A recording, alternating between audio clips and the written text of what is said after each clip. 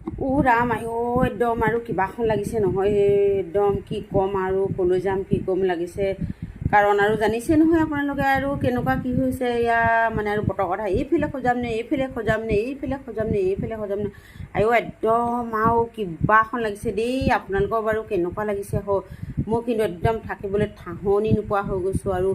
একদম ফেনৰ তলত বহি বহি আৰু এইফালে ফেন চলাই একদম আমনি লাগি গৈছেগৈ আৰুতো সেই সময়তে কাৰেণ্টটো কেতিয়াবা যায়গৈ নহয় এতিয়া কাৰেণ্টটো গ'লে কি হ'ব উপায় নাই আমাৰতো এতিয়া ইনভাৰ্টাৰ নাই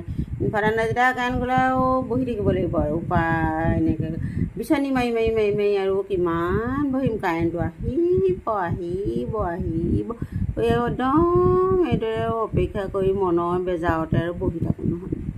এয়া কাৰেণ্টটো আৰু যেতিয়া আহিব তেতিয়া একদম মনত পূৰা ফূৰ্তি লাগে নহয় আৰু কাৰেণ্টটো আহিলে বুলি আৰু এটা কথা দেই শনিবাৰে দেওবাৰে হ'লে আপোনালোকে